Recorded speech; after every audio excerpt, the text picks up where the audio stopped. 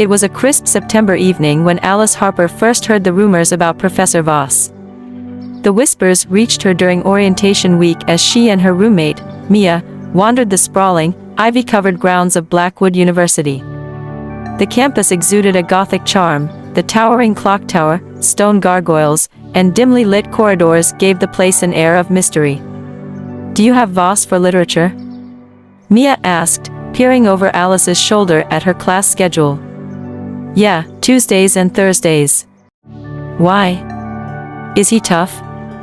Alice replied casually. Mia's expression darkened. She lowered her voice. "Not exactly. He's peculiar. Nobody's ever seen him outside campus. He's always the first to arrive and the last to leave, every single day. And get this, he hasn't aged in years. Some say he's been here longer than most of the faculty combined." Alice laughed, dismissing the notion. "Come on, Mia. He's probably just private. Not everyone likes to socialize." "Maybe," Mia murmured, unconvinced. "But doesn't it strike you as odd? Someone that detached? If I were you, I'd keep my distance." Alice shrugged, chalking it up to one of the many campus legends. She forgot about it until her first class with Professor Voss. The classroom was tucked away in Blackwood Hall, an aging building notorious for its flickering lights and drafty halls. Alice arrived early, taking a seat in the front row. The room was eerily silent, the hum of the overhead projector the only sound. As students trickled in, she noticed something strange. No one else sat in the front row. At exactly 8 p.m., the door creaked open. A tall, lean figure in a long black coat swept into the room. Professor Voss. His presence was magnetic, almost unsettling. His pale skin seemed to glow under the dim lights, and his dark eyes pierced the room with an intensity that left Alice frozen in place. He carried no books or briefcase, only a simple black notebook. "Welcome to literature," he began, his deep, resonant voice filling the room. "This course is not for the faint-hearted. If you're here for an easy credit, I suggest you leave now." No one moved. "Good," he said, his lips curling into a faint smile. His gaze swept the room and settled on Alice, the lone student in the front row. His eyes lingered for a moment before he walked toward her. "What is your name?" he asked, his tone calm but commanding. "Alice," she replied, her voice barely above a whisper. Voss nodded slowly and turned back to the desk. "We begin with this question: what is reality in literature?" Alice shivered as his words hung in the air. Over the following weeks, the class grew increasingly strange. Voss never referred to the syllabus or the textbook. Instead, he delivered spellbinding lectures, reciting passages from memory and weaving together obscure historical events, cryptic philosophies, and unsettling anecdotes. "Reality," he said during one lecture, "is a construct. It can be bent, broken, rewritten. Literature is the gateway to exploring these possibilities." The students were captivated, yet Alice noticed an underlying unease. Peculiar details about Voss began to surface. His shadow moved unnaturally, often lagging behind or shifting on its own. Once, she could have sworn it reached for something that wasn't there. Her suspicions deepened one evening while researching in the university library. She stumbled upon an old faculty directory from 1923. Her heart raced when she saw his name, Dr. Lucien Voss, Professor of Literature. The grainy photograph showed a man who hadn't aged a day. Alice confided in Mia, who was both horrified and vindicated. "See? I told you he's not normal. Alice, you need to drop this class. Quit literature entirely, do theater arts or something safer." But Alice couldn't let it go. Despite the unease, she was drawn to Voss's enigmatic nature. There was something compelling about his presence, his insights, his mystery. Then, one day after class, Voss handed her a note. It read, "Stay after next time. There's something you must see." The following Thursday, Alice lingered after class. Once the other students had left, Voss beckoned her to follow. He led her through a series of twisting, unfamiliar hallways in Blackwood Hall, finally stopping in front of an unmarked door she had never noticed before. "This," he said, his voice almost a whisper, "is where the real lessons begin." Inside was a room like no other. Ancient tomes lined the walls, their spines etched with unrecognizable symbols. A single candle burned on the desk, casting flickering shadows that seemed to move independently of the flame. Voss gestured to a chair. "You've begun to see the truth, haven't you?" "That I am, not like the others." Alice nodded, her voice caught in her throat. "Good," he said, his gaze intense. "You think deeply, Alice. You question everything I say. I need someone like you to help me, someone willing to look beyond the veil." "Help you?" she finally managed. "With what?" He didn't answer. Instead, he extinguished the candle and led her back to the classroom. The following week, unease followed Alice like a shadow. The cryptic symbols, the haunting words, and Professor Voss's chilling presence replayed in her mind over and over, invading her waking thoughts and restless dreams. Desperate for answers, she buried herself in the university library, scouring ancient texts and obscure references. But the deeper she dug, the more elusive the truth became, like a mirage fading as she approached. By Tuesday, an oppressive tension had taken hold of the class. Conversations were muted, nervous glances exchanged, and a heavy silence hung in the air. Alice, seated at her usual desk, felt the weight of dread tightening around her chest. Professor Voss hadn't arrived yet, but an inexplicable sense of wrongness filled the room. When the door creaked open at exactly 8 p.m., the figure that entered sent a collective shiver through the class. It was Professor Voss, or something resembling him. His form was gaunt, his skin stretched tightly over his skeletal frame. His clothes were tattered, and his once sharp eyes were now hollow, lifeless voids. He moved with an unnatural grace, his footsteps silent, as though he floated rather than walked. "Alice," he rasped, his voice dry and echoing, as though pulled from some distant void. His piercing gaze locked onto her, freezing her in place. "You've seen it, haven't you?" Her throat felt dry. Trembling, she whispered, You're dead." Voss's lips twisted into a grim smile. He reached into his coat and withdrew a weathered book, the very same one Alice had seen in the library. Its leather cover was cracked, the faded pages emanating an aura of unease. "I wrote this," he said, his voice thick with pain and rage. "Long ago, before they killed me." The word struck Alice like a hammer. Her mind raced. "Who killed you? Why?" His gaze burned with anger. "Because I was uncovering the truths they buried beneath the foundation of this institution. They silenced me to protect their secrets. But my research, my purpose, it didn't die with me." He thrust the book toward her. "Read it," he ordered. "You must understand. Justice must be served." Alice hesitated before taking the fragile book into her trembling hands. As she opened it, the faded ink seemed to shimmer with unnatural energy. She read aloud. "Blackwood University was built on blood. Many who entered these halls never left, their deaths concealed by those in power." Her breath hitched. She looked up, but Voss was gone. The classroom was empty. "Professor," she called out, her voice echoing unnaturally.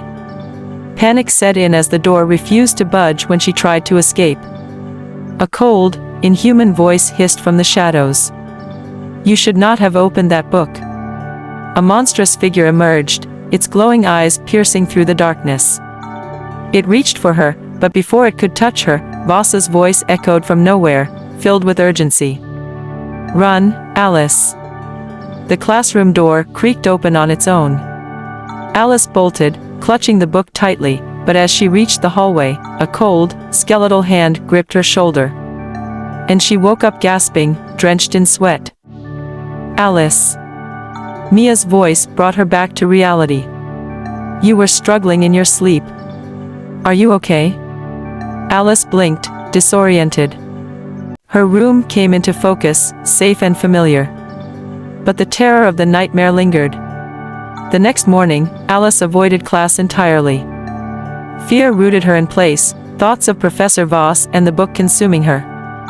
Could the dream have been a warning? Was she unraveling the truth about Voss, or was her imagination playing tricks on her? Mia, noticing Alice's unease, pressed her. "Alice, what's going on?" "It's nothing," Alice lied. Mia wasn't convinced, but she let it go, for now. Determined to find clarity, Alice returned to the library. But when she searched for the book, it was gone. She questioned the librarian, but the woman's response chilled her. "I've never seen a book like that."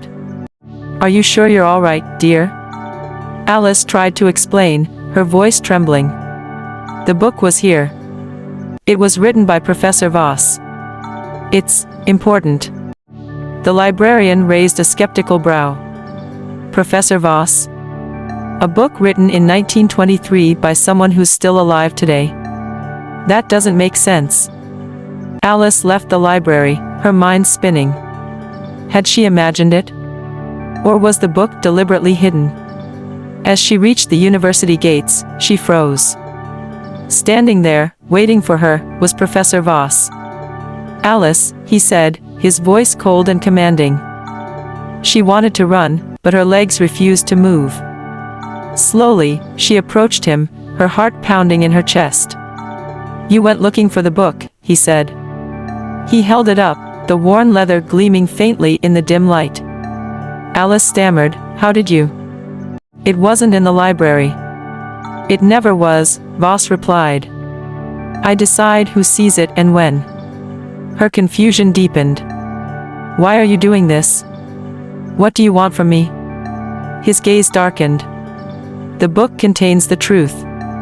If revealed, it will destroy those who wronged me. But I can't do it alone. I need someone living to carry out my justice." Alice shivered. "What happens if I refuse?" Voss's expression twisted into a grim warning. "Then you'll become another secret buried by this university." With that, he vanished, leaving Alice alone, clutching the cursed book.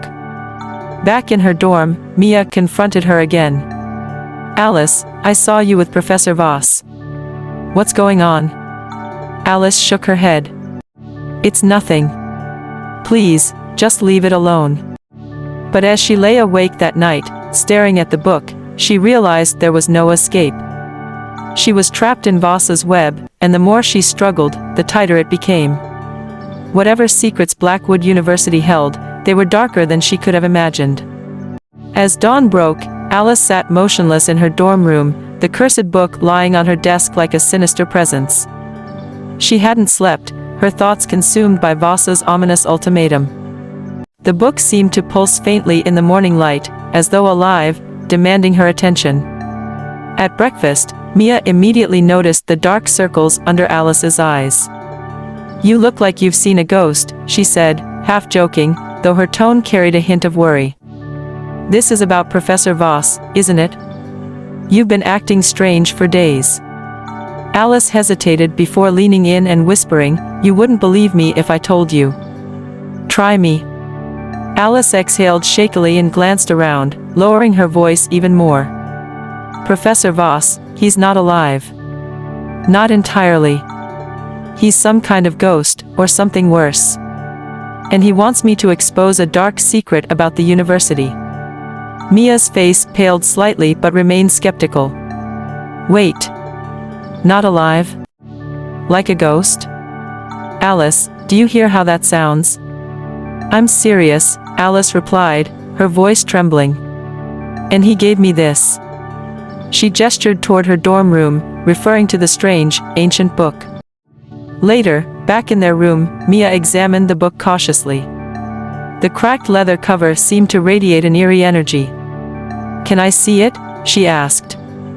Alice hesitated but eventually handed it over. "Be careful. I don't know what might happen if you open it."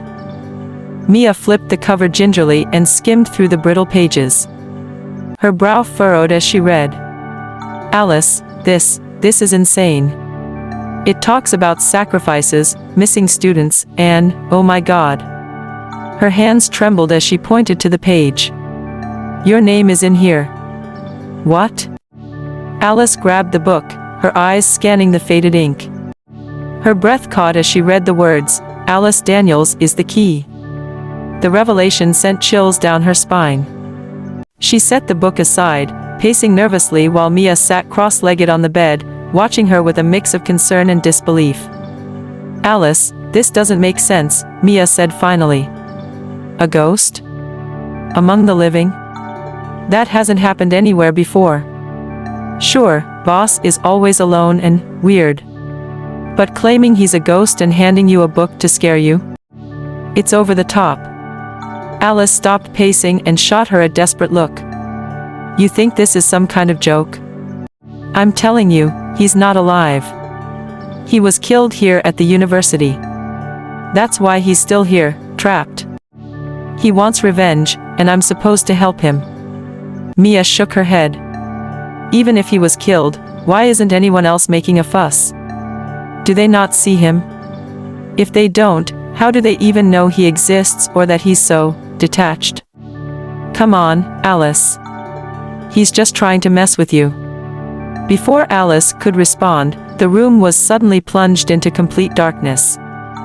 Both girls froze, the suffocating blackness cutting off even the faintest outlines of their surroundings. Mia? Alice whispered, her voice shaky. Alice, where are you? I can't see anything. Mia's voice came from somewhere nearby, edged with panic. Before Alice could reply, a faint glow appeared in the corner of the room, a pair of fiery, glowing eyes embedded in the skull of a shadowy figure. Mia, Alice croaked, her voice barely audible. Look! Mia gasped, her voice trembling. Their screams filled the air, piercing the silence. Just as suddenly as the darkness had fallen, the lights flickered back on. The two girls blinked rapidly, adjusting to the brightness. When their vision cleared, they saw him, Professor Voss, standing silently in the center of their room. Mia scrambled behind Alice, gripping her arm tightly. What the? How did he get here? Am I dreaming? Tell me this isn't real. Alice's heart raced as she stared at him. It's another nightmare, she murmured, trying to convince herself.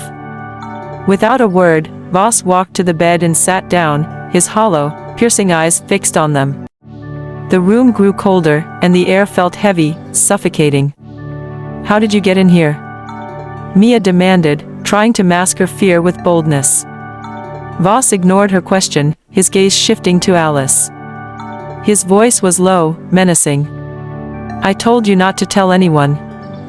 Alice's breath hitched. I didn't think.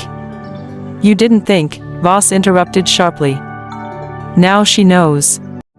And you've put her in danger. Mia tightened her grip on Alice's arm. Danger? From what? You're the one barging in here. What do you even want from her? Voss's gaze snapped to Mia, silencing her instantly. This is beyond anything you can understand. Alice has been chosen. The truth must come to light. Alice shook her head, trembling. I don't want any part of this. You don't have a choice, Voss said coldly. You opened the door when you touched the book. Now, you must finish what I started, or face the consequences. Mia finally found her voice. You're insane. You expect us to believe you're some ghost? That there's some dark secret we're supposed to uncover? Or are you part of some creepy cult trying to pull us into your mess? Voss stood, towering over them. His presence was overwhelming. Mia instinctively stepped back. You think this is a game? You're both in danger now, he said, his voice echoing. If you don't finish this, they will kill you, just as they killed me. The Guardians won't let you go. They'll come for you unless you do as I say. The lights flickered, and when they steadied again, Voss was gone.